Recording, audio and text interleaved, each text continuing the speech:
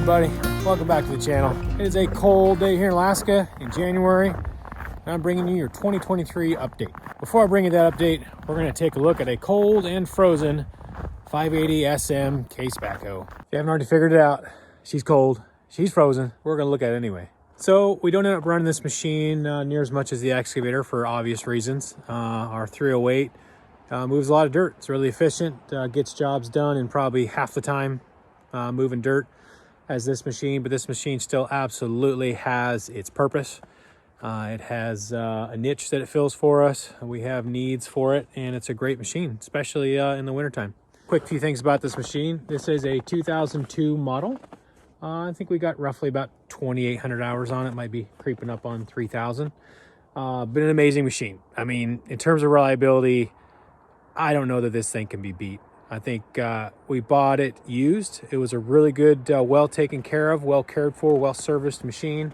In fact, when we got it, it still had the paint on the bucket. It was mostly being used for its front end loader and forks for a yard dog for a construction company, not necessarily an excavation company, building company versus excavation. Anyway, this has direct hydraulic controls for the back.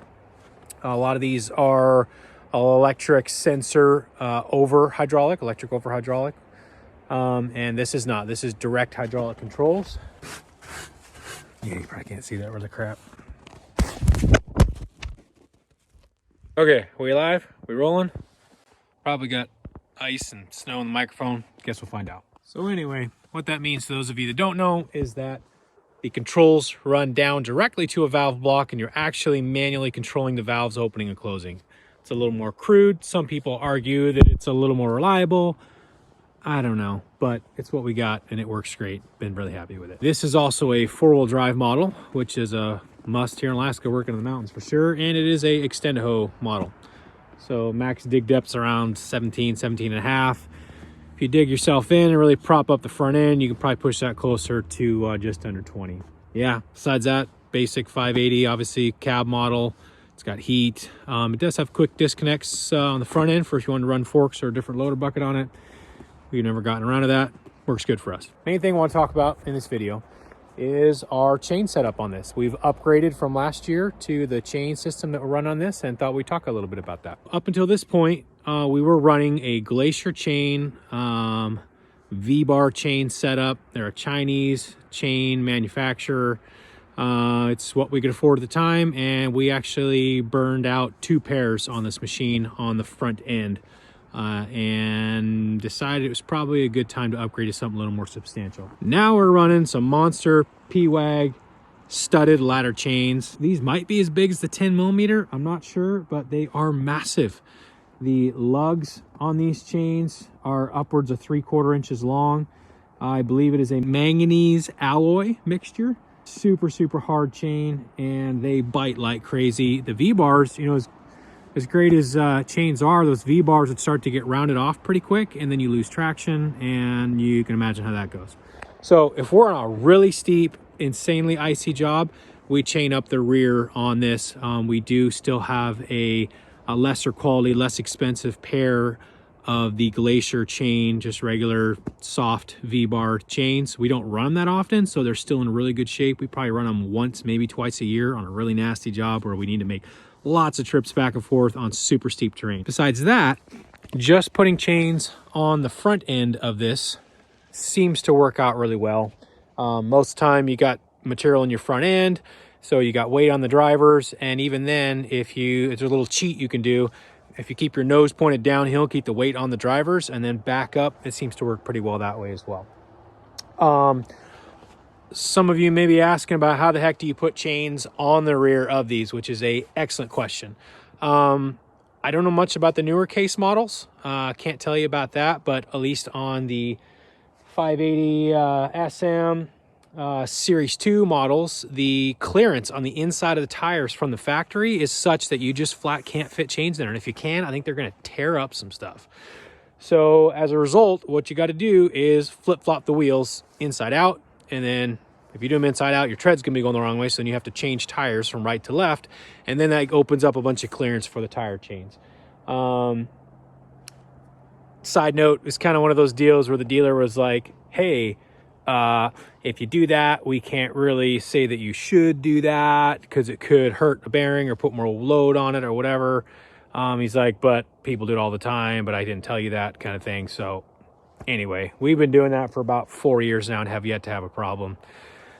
So disclaimer, not saying you should do that. That's what we've done. It's worked good for us, kept our guys safe, machine's still running okay.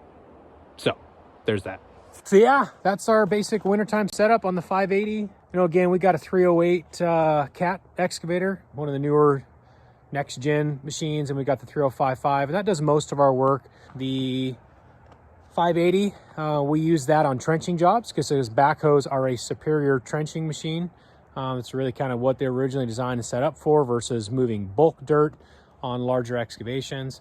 So we use this for test hole excavation, trenching. If we have a deep, narrow trench that we're doing for a drain field, we'll definitely use the backhoe. If we need to transport a lot of material from the front of a property to the back of a property, obviously that's not super conducive or efficient for an excavator. So at that point, we use the backhoe to transport the material back and forth. And again, we call it the Swiss Army knife for a reason. It does a whole lot of things. Can't really say that it does all of them like extremely well and specialized, but it can and will do everything, and it's a great backup machine.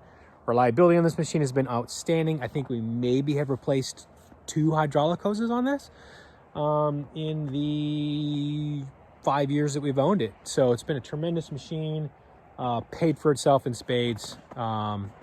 Probably hard to find these days in terms of in low hours in good shape. Okay, there's that. Now on to the second purpose of this video. Just wanted to bring you an update. Obviously, the channel has been super slow, and that's extremely hard for me. I'm the type of person that if I start something, I want to finish it. So trust me when I say this has been an extremely difficult time.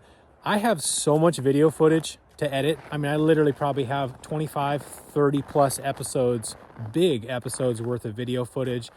We've been staying up on that and just flat haven't had the time to do it. And that's one of the challenges with running a successful company while trying to vlog and everything at the same time. It's extremely difficult, very, very time consuming.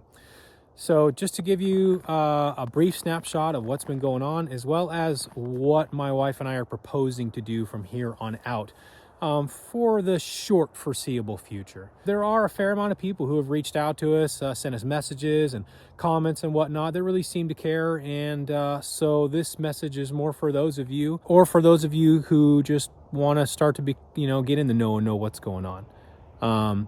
So quick update.